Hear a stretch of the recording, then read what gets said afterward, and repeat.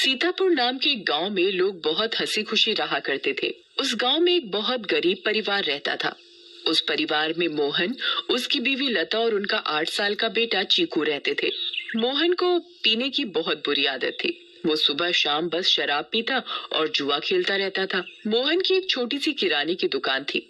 मोहन कभी भी उस दुकान को ठीक तरीके से नहीं चलाता था और जितना भी थोड़ा बहुत उस दुकान से कमाता था वो सारी कमाई शराब पीने और जुआ खेलने में उड़ा देता था। वो रोज शराब पीकर लता को मारता था और उसे घर चलाने के लिए कोई पैसे नहीं देता था। एक रात लता और चीकू भूखे बैठे थे क्योंकि घर में खाने के लिए कुछ नहीं था। वो देर तक मोहन का इंतजार करते रहे।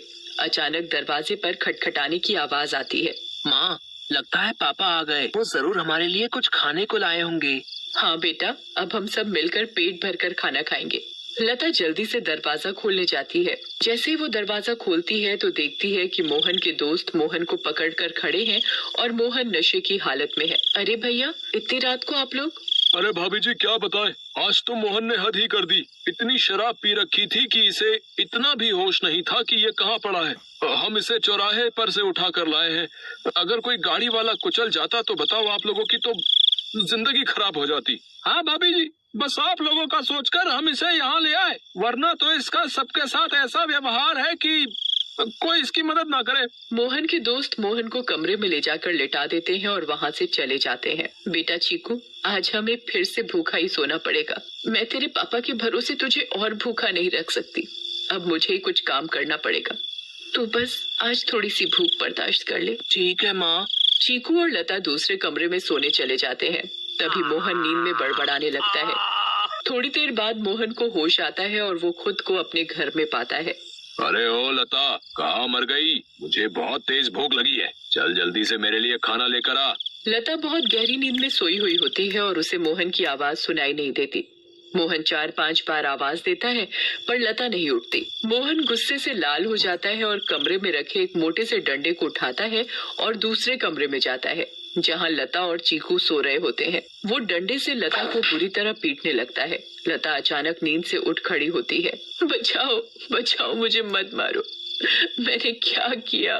मेरी क्या गलती है जो आप मुझे ऐसे बुरी तरह मार रहे हो? मैं आधे घंटे से आवाज दे रहा हूँ कि मुझे खाना दे दे और तू यहाँ घोड़े बेचकर सो रही है, हैं? ऊपर से मेरे साथ जुबान लड़ा रही है। मोहन लता को बहुत मारता है। आवाज सुनकर चीकू वो अपनी माँ को बचाने की बहुत कोशिश करता है पर मोहन किसी की नहीं सुनता और लता को बहुत मारता है। अगली सुबह जब लता उठती है तो उसे बाहर कुछ शोर सुनाई देता है। वो बाहर जाकर देखती है तो लोगों की भीड़ लगी होती है। लता पास जाती है और पूछती है, क्या हुआ रजनी भाभी? अरे तुम्हें नहीं पता क्या? क्या नहीं पता, बताओ क्या हुआ? यही कि चंपा के पति को कल रात एक चुड़ैल उठाकर ले गई। क्या? ये कैसी बातें कर रही हो भाभी आप? चुड़ैल वुड़ैल कुछ नहीं होता। आप भी किसी की बातों पर यकीन कर रहे हो।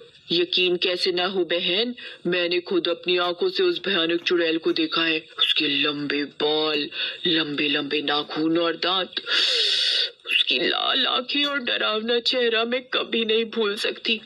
जब मैं आधी रात को पानी पीने के लिए उठी तो थोड़ी ठंडक लेने के लिए खिड़की पर खड़ी हो गई थी और तभी मैंने देखा कि एक चुड़ैल चंपा के पति को हवा में उड़ा कर ले जा रही है। ऐसी बात है तो हमें संभल कर रहना होगा और शाम होते ही अपने घर के खिड़की दरवाजे बंद करने होंगे। बिल्कुल सही कहा लता भाभी आपने। सब अपने घर चले जाते हैं।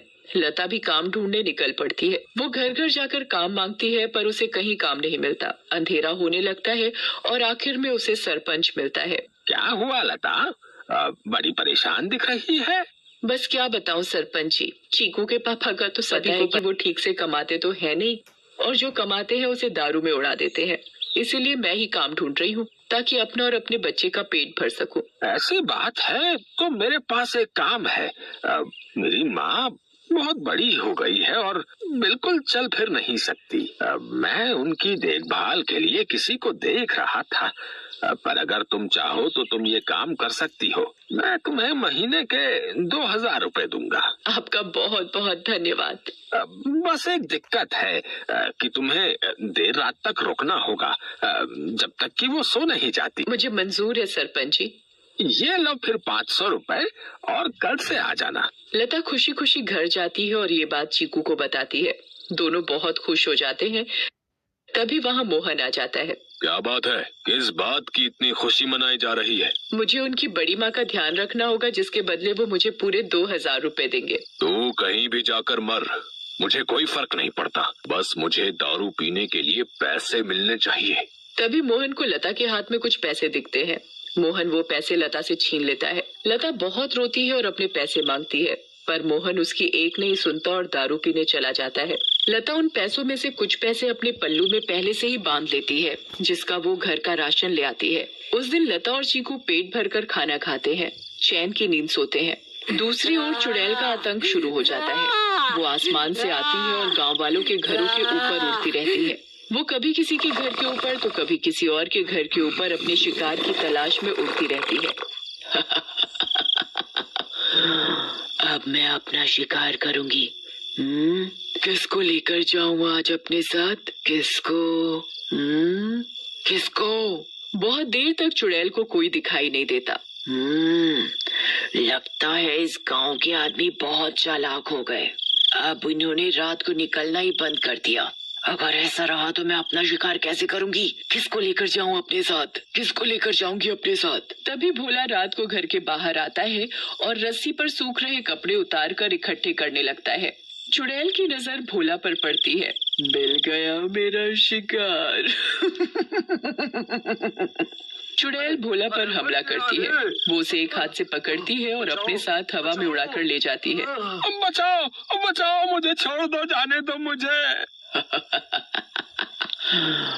तू तो मेरा आज का शिकार है, ऐसे कैसे छोड़ दूं? तभी भोला की बीवी बाहर भोला को देखने आती है। उसे भोला घर के बाहर कहीं नहीं दिखता, पर फिर उसकी नजर ऊपर जाती है और वो देखती है कि चुड़ैल उसके पति को लेकर जा रही है। रेखा ये सब देखकर बेहोशी हो जाती है और सुबह जाकर उसे होश आता है। होश आते ही वो अपने पति को हर तरफ ढूंढने लगती है, पर वो कहीं नहीं मिलता। वो यहाँ वहाँ पागलों की तरह भागती है और चिल्ला रही है। तभी गांव के लोग इकट्ठे हो जाते हैं। क्या हुआ रेखा भाभी? अगली सुबह जब लता उठती है तो उसे फिर से घर के बाहर कुछ लोगों का शोर सुनाई देता है। लता बाहर जाती है। क्या हुआ रजनी भाभी, आज किस बात का शोर हो रहा है? अरे लता, कल रात चुड़ैल रेखा के पति को उठा कर ले गई। रेखा का तो रो रो कर बुरा हाल है, बेचारी रेखा भाभी। पर मुझे ये समझ नहीं आ रहा कि वो चुड़ैल हर रात किसी के पति को ही क्यों उठा कर ले जाती है। सही कहा लता भाभी, हमें इस बात का जल्द से जल्द पता लगाना होगा। सभी लोग मिलकर एक तांत्रिक के पास जाते हैं और सारी बात बताते हैं। मैं अभी पता लगाता हूँ कि ये चुड़ैल चाहती क्या है। ओम ह्रीम क्लीम चामुंडाय विच्चय नमः। ओम ह्रीम क्लीम चामुंडाय विच्चय नमः। तांत्रिक ध्यान लगाता है और उसे वो चुड़ैल दिखाई देती है। ये कोई साधारण चुड़ैल नहीं है, बहुत खतरनाक चुड़ैल है। इसे कब्जे में करना या खत्म करना मेरे बस की बात नहीं। पर हाँ, एक बात मुझे पता चली है, ये बस आदमियों को ही नुकसान पहुंचाती है। इससे औरतों या बच्चों को कोई खतरा नहीं और इसकी शक्तियाँ रात को ही काम करती है। दिन में ये हम लोगों की तरह एक मामूली इंसान जैसी बन जाती है। बस मैं अपनी तांत्रिक विद्या से इतना ही पता लगा पाया हूँ। सब लोग अपने अपने घर चलने लगते हैं। तभी लता बोलती है, मेरे पास एक सुझाव है, अगर वो काम कर जाए तो। वैसे आप लोग मेरी बात सुनकर हंसेंगे, पर इसके अलावा कोई और तरीका नहीं दिख रहा इस चुड़ैल से बचने का। भाभी आप बताओ तो सही। पता चला अगला नंबर मेरा ही है। मैं अभी मरना नहीं चाहता। अंधेरा होने के बाद अगर सभी आदमी औरतों का भेष बनाकर रहे तो वो चुड़ैल किसी भी आदमी को औरत समझकर नहीं लेकर जाएगी। लता की बात सुनकर सब हंसने लगते हैं, पर बाद में सबको लता का ये सुझाव सही लगता है और सब अपने अपने घर चले जाते हैं। लता भी अपने घर चली जाती है। वो मैं कह रही थी कि गांव में चुड़ैल का आतंक बहुत बढ़ रहा है। वो हर रात एक आदमी को ले जाती है। तो गांव वालों ने तय किया कि सब आदमी अंधेरा होते ही औरतों के कपड़े पहन लेंगे ताकि वो चुड़ैल उन्हें औरत समझकर छोड़ दे। तेरा दिमाग तो ठिकाने है या पागल वागल हो गई है? कोई बेवकूफी होगा जो ऐसा करेगा। मोहन लता की एक नहीं सुनता और चला जाता है। लता भी सरपंच के घर उनकी माँ की देखभाल के लिए चली जाती है। लता का पूरा दिन बहुत अच्छे से निकलता है। फिर रात हो जाती है और लता अपने घर के लिए निकल पड़ती है। दूसरी ओर गांव के सभी आदमी अंधेरा होते ही औरतों का भेष बना लेते हैं। लता जब अपने घर वापस जा रही होती है तो उसे आसमान से चुड़ैल आती दिखती है। लता बहुत डर जाती है और पेड़ के पीछे छुप जाती है। तभी वहाँ से मोहन गुजर रहा होता है। हे भगवान, अब मैं क्या करूँ? अब तो ये चुड़ैल इनको ले जाएगी, मैं इनको कैसे बचाऊं? मिल गया मुझे मेरा शिकार। चुड़ैल उड़कर मोहन को पकड़ लेती है। बचाओ, बचाओ, कोई मुझे इस चुड़ैल से बचाओ। चुड़ैल मोहन को लेकर हवा में उड़ने लगती है। तभी लता दौड़कर आती है और चुड़ैल का पैर पकड़ लेती है। चुड़ैल लता को देखकर वापस जमीन पर उतर जाती है। ए पागल औरत, छोड़ मेरा पैर और ले जाने दे मुझे इस आदमी को, ये मेरा शिकार है। नहीं, मैं तुझे नहीं छोड़ूंगी। मैं तुझे अपने पति को नहीं ले जाने दूंगी, चाहे इसके बदले मुझे अपनी जान ही क्यों न देनी पड़े। चुड़ैल बहुत कोशिश करती है पर लता उस चुड़ैल के पैर को नहीं छोड़ती। छोड़ मेरा पैर, मेरी पायल टूट जाएगी, दूर रह मेरी पायल से, मेरी पायल मेरी जान है। इस चुड़ैल को आखिर इतना क्यों प्यार है इस मामूली सी पायल से, और ये ऐसे क्यों बोल रही है? कहीं इस पायल में ही तो इसकी जान नहीं। मुझे इस पायल को तोड़ देना चाहिए। लता उस पायल को तोड़ देती है। चुड़ैल आग में जलने लगती है। ये तूने क्या किया? मेरी पायल में ही मेरी जान थी और तूने वही तोड़ दी। चुड़ैल उस आग में खत्म हो जाती है। अब मुझे माफ कर दो लता, मैंने हमेशा तुम्हें मारा पीटा और आज तुमने ही मेरी जान बचाई। उस दिन के बाद से मोहन बदल जाता है। वो अच्छे से काम करता है और अपने परिवार का ध्यान रखता है और कभी शराब नहीं पीता। गांव वालों को भी उस चुड़ैल से हमेशा के लिए छुटकारा मिल जाता है और सब हंसी खुशी रहने लगते हैं।